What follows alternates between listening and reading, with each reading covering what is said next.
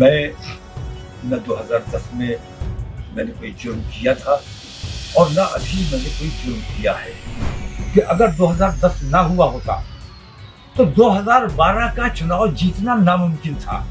मैं उन तमाम हजरात का तहे दिल से शुक्रगुजार हूँ जिन्होंने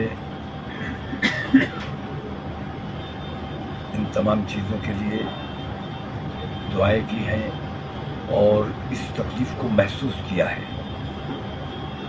मैं अल्फाज में उनका शुक्रिया अदा नहीं किया जा सकता, लेकिन इतना ज़रूर कहना चाहूँगा कि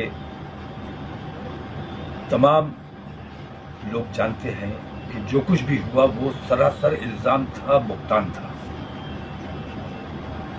मैं न 2010 में मैंने कोई जुर्म किया था और न अभी मैंने कोई जुर्म किया है। मेरी गलती इतनी कही जा सकती है कि 2010 का जो दंगा हुआ, उस दंगे के बाद मुझ पर इल्ज़ाम लगाया गया, फिर मुझसे इल्ज़ाम वापस लिया गया और इल्ज़ाम वापस हो जाने के बाद मैं खामोश हो गया। ये मेरी गलती है। मैंने ये सवाल बार बार उठाया है कि अगर मैं दंगाई नहीं हूं, अगर मुझसे इल्ज़ाम वापस लिया गया है तो दंगा तो हुआ है, अगर मैंने नहीं किया तो किसी ने तो किया है।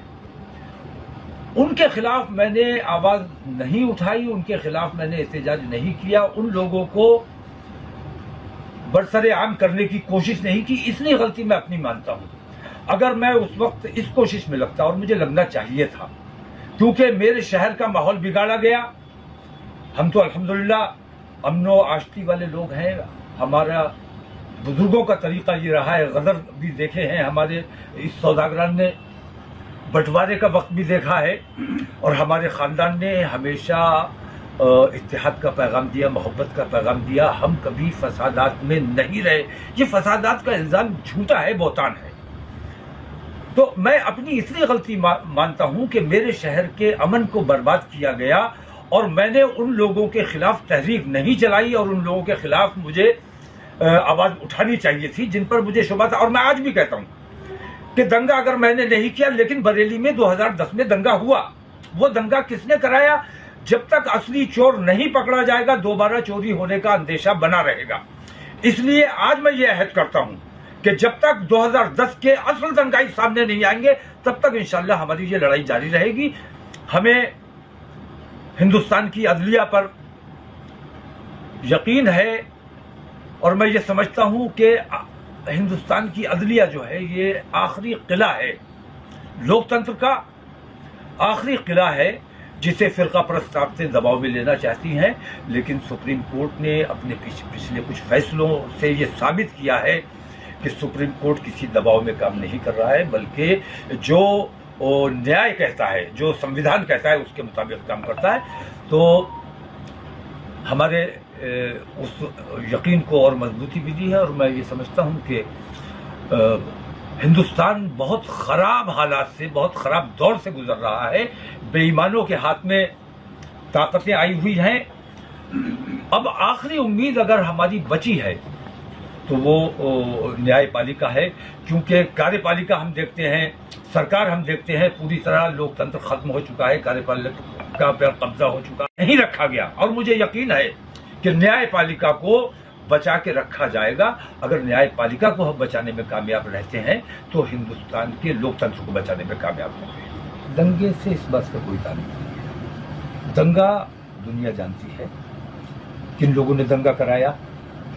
एक बात समझ लीजिए आप कि अगर 2010 ना हुआ होता तो 2012 का चुनाव जीतना नामुमकिन था। जिन्होंने चुनावी फायदा हासिल करने के लिए 2010 का दंगा कराया, उनकी तरफ लोगों की तवज्जो नहीं आई। मैं फिर कहता हूं कि बिरादरीवाद हुआ है और दो बड़े नेता, बरेली के दो बड़े नेता, इन लोगों की मिली जुली साजिश का नतीजा 2010 का दंगा था और इन्हीं दोनों की मिली जुली साजिश का नतीजा ये 2024 में जो उसे उखाड़ा गया है दोबारा, ये उन्हीं लोगों की मिली जुली साजिश का नतीजा है और इस साजिश को इंशाअल्लाह नाकाम किया जाएगा। रहा सवाल इस बात का कि मेरा खानदान, अल्हम्दुलिल्लाह मेरा खानदान बुजुर्गों का खानदान है और बुजुर्गान दीन पर हम यकीन रखते हैं। हमारे ख़ानदान ने हमेशा मोहब्बत का पैगाम दिया है, अमन का पैगाम दिया है, और मेरे ख़ानदान के हासिदीन वो मेरे ख़ानदान को बदनाम करने के लिए, ख़ानदान से जो लोग कुछ हसद रखते हैं या रंजिश रखते हैं, उन लोगों को ख़रीदा जाता है, उन लोगों को एक्टिव किया जाता है, उन लोगों को फाइनेंस किया जाता है और मेरे ख़ानदान को बदनाम करवाने की और दूसरी खानकाहों से मेरे ख़ानदान की बरेली शरीफ का इख्तिलाफ पैदा करने की कोशिश की जाती है। जैसे आपने देखा होगा अजमेर शरीफ और बरेली शरीफ, अजमेर और बरेली कभी अलग हो ही नहीं सकते। ऐसे ही उन्हीं लोगों ने कोशिश करके बरेली सकलैनी और रजवी का फसाद और फितना शुरू किया। उन्हीं लोगों ने रजवी, कादरी और मदारी का फितना शुरू किया। ये तमाम लोग जो है, ये मुनज़्ज़म साजिश, मेरे ख़ानदान की जो मकबूलियत है, आला हज़रत की जो मकबूलियत है, उससे जो लोग हसद रखते हैं, उन तमाम की साजिश और उन्हीं की साजिशों का एक अदना मोहरा मैं भी बना हूं और उसी वजह से मुझे इन तमाम तकलीफों।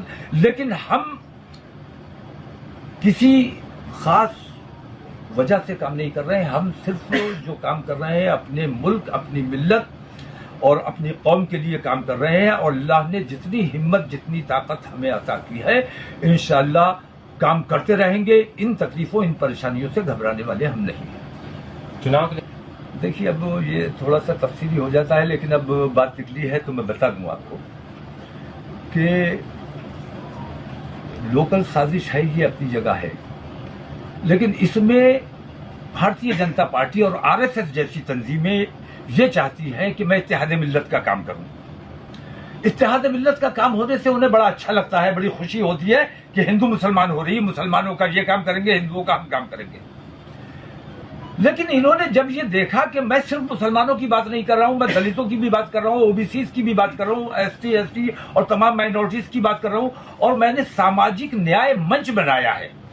सामाजिक न्याय मंच, मैंने आपको पहले भी बताया था, सामाजिक न्याय मंच एक एम्ब्रेला ऑर्गेनाइजेशन है जिसमें तमाम छोटी छोटी पार्टियां, जैसे बिहार से पप्पू यादव हैं उसमें, महाराष्ट्र से प्रकाश अंबेडकर हैं, गुजरात से छोटू भाई वसावा हैं। ये बड़े बड़े लोग हैं और बड़े बड़े असरदार, अपनी अपनी जमातों में बड़े असरदार लोग हैं। हमारे उम्मीदवार यहाँ जैसे, तो मैं ये कह रहा था कि जब उन्हें यह महसूस हुआ कि मैं कहीं नुकसान करने जा रहा हूं और ये जिन लोगों को बहकाते हैं, तो मैंने दबे कुचले तमाम लोगों को मुत्तहिद करने की कोशिश की। तब ये लोग मुझसे खौफजदा होकर और मेरे खिलाफ ये साजिश की गई, और मेरी उन कोशिशों को ब्रेक लगाने के लिए ये तमाम साजिशें रची गई। लेकिन इसमें हमारे तकरीबन 20 उम्मीदवार हैं, और हमने इस बात का खास ख्याल रखा है कि भारतीय जनता पार्टी इंशाअल्लाह किसी कीमत पर नहीं आने देना है। इंडी गठबंधन का जहां तक ताल्लुक है, तो इंडी गठबंधन ने जहां कायदे के उम्मीदवार उतारे हैं वहां उनका समर्थन है।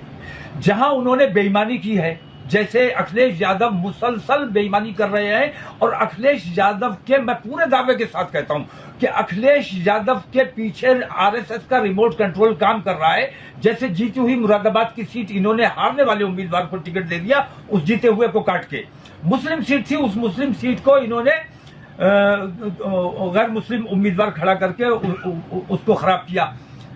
ऐसे कई जगह, जैसे रामपुर में भी इन्होंने डमी उम्मीदवार उतारा है, ऐसे ही इन्होंने बिजनौर में किया है, ऐसे कई जगह इनका काम है। तो मैंने ये महसूस किया है कि जहां जहां ये डमी उम्मीदवार उतार रहे हैं या आरएसएस के बताए रास्ते पर चल रहे हैं, वहां हम अपने उम्मीदवार उतारेंगे, और वहां अपने उम्मीदवार उतार रहे हैं, और इंशाअल्लाह वो हमारे लड़ाई में आने वाले उम्मीदवार हैं, जीतने वाले उम्मीदवार हैं। कम से कम 20 उम्मीदवार हमारे सामाजिक न्याय मंच के, सामाजिक न्याय मोर्चा के लड़ रहे हैं, जिसमें आईपीएस छोड़कर आए हमारे गोंडवाना गणतंत्र पार्टी से लड़ रहे हैं हमारे भाई, जिन्होंने आईपीएस डीआईजी थे पूना में, उन्होंने उससे इस्तीफा दिया, और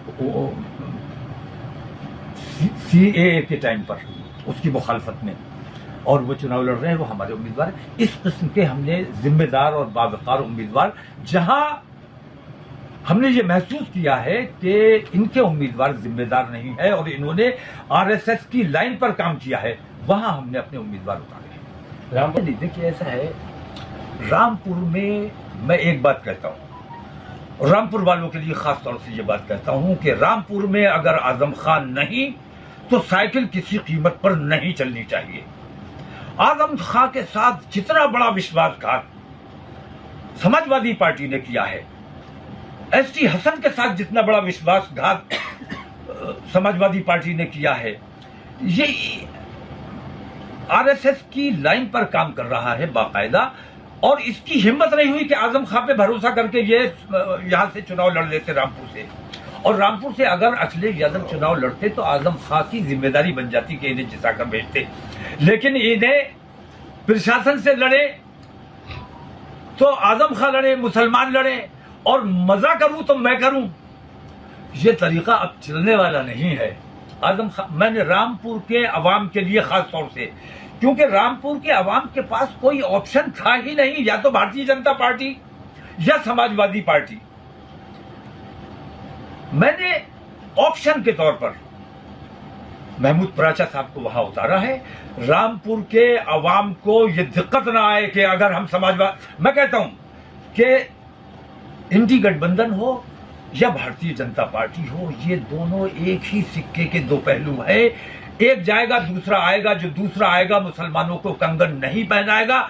मुसलमानों को अपना काम खुद करने की ताकत और सलाहियत अपने अंदर पैदा करनी चाहिए, और मुसलमान को उन तमाम दबे कुछ लोगों को अपने साथ लेना चाहिए जिनके साथ दंगे फसाद कराने का काम किया जाए। भारतीय जनता पार्टी जाने वाली है, लेकिन मुझे अंदेशा इस बात का है कि ये जाएंगे तो घर जाके नहीं सो जाएंगे, ये जाएंगे तो दोबारा दंगे कराएंगे, ये जाएंगे तो दोबारा बम ब्लास्ट कराएंगे, और फिर मुसलमानों पर इल्जाम लगाएंगे कि मुसलमानों ने बम फाड़ा है और मुसलमानों ने दंगा किया है। फिर कांग्रेस हमारे बच्चों को झूठे इनकाउंटर करेगी, झूठे इल्जामात में जेल में भेजेगी। जो आज हमसे पहलू बचा कर चल रहे हैं, वो कल हमारी इन तकलीफों के लिए कैसे खड़े होंगे, कौन उनसे बात करेगा। इसलिए हमने ये तय किया है कि हम अपना एक ग्रुप इंशाअल्लाह पार्लियामेंट में जिता कर भेजेंगे, और अपना काम खुद करने की शुरुआत हम आज से कर रहे हैं। और रामपुर वालों से खास तौर से मैं ये अपील करता हूं कि मैंने एमपी जिताने के लिए नहीं भेजा है, बल्कि तुम्हारी मजबूरी, कल तुम कहते थे मजबूर थे, हम जाते कहां, समाजवादी के अलावा हमारे पास रास्ता नहीं था। समाजवादी सब भारतीय जनता पार्टी से ज्यादा बड़ा जहर है मुसलमानों के लिए, तो वो समाजवादी पार्टी है। अगर आजम खानों को, मुझ जैसे लोगों को जेल में पहुंचवाना है, अगर अतीक और अशरफ मरवाने हैं, अगर मुख्तार अंसारी की तरह तुम्हें जहर दिलवाना है अपने लोगों को, तो तुम समाजवादी पार्टी के साथ चले जाना। वरना हम तुम्हारे लिए लड़ रहे थे, महमूद पराचा तुम्हारे लिए लड़ रहे हैं, औकाफ की लड़ाई लड़ी जा रही, तमाम काम तुम्हारा किया जा रहा है। अगर तुम्हारा जमीर अभी मरा नहीं है तो महमूद पराचा के अलावा कोई तुम्हें नजर नहीं आना चाहिए। तब मैं समझूंगा कि रामपुर के अवाम वाकई जिम्मेदार और बावकार हैं। बस।